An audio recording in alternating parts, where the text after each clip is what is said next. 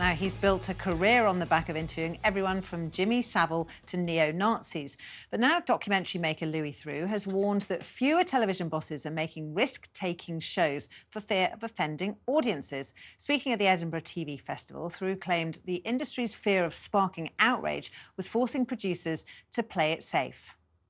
I wonder if there is something else going on as well, and that the very laudable aims of not giving offence have created an atmosphere of anxiety that sometimes leads to less confident, less morally complex filmmaking.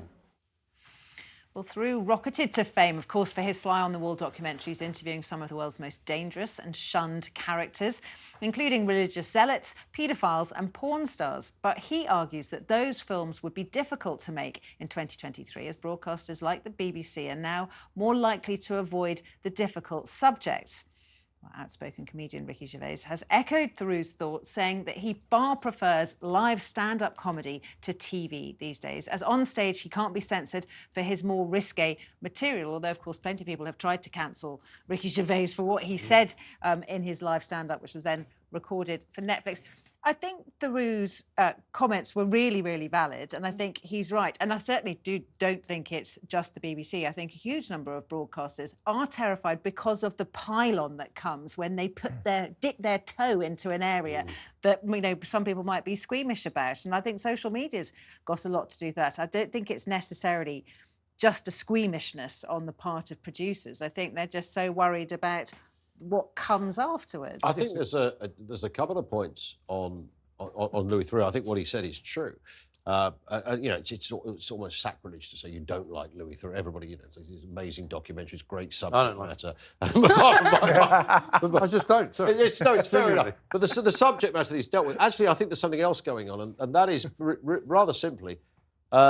Nothing's very shocking anymore. So everything that Louis Theroux did when he was talking at the Baptist church, and when he was talking to, you know, porn stars and everything, that kind of stuff you can watch every single day on social media. There's video clips. People do their own channels. They have this stuff. Nobody is surprised anymore. There's a cult group over there that thinks this. There's another group over there that spend their recreational days doing that. So I think somehow the kind of steam has, in addition to what he said, has been taken out of controversy these days. I think Theroux is wrong. I think plenty of places, maybe not the BBC, but lots of other networks are making these things still. Yeah. He wouldn't get to make them because we don't want to see another privileged, posh person going and speaking to people. Isn't this weird? Yeah, exactly. And I think you're right. I think the point is that the BBC and other of those kind of old-fashioned organisations haven't got the bandwidth to do it anymore. But JJ's right. I mean, look at OnlyFans has come out of nowhere. You've got all sorts of, you know, smaller independent production companies, streaming services. You know, there's no shortage of weirdness out there. But that's what it is. I think shows being made. I think his point, it's ironic that it's coming from someone who makes documentaries, because I think his point is more valid when it comes to films. This is why we've seen this infuriating rise of the remakes and the reboots and the whole... The vanilla films. Exactly, of classics. And oh my God, I've just agreed with Esther again. She's right. She's right. Stop it! This lazy attempt to tap into already established fan bases, because they can't be bothered to make, you know, a Snow White. They're not really making a Snow White. They're making some woke monstrosity.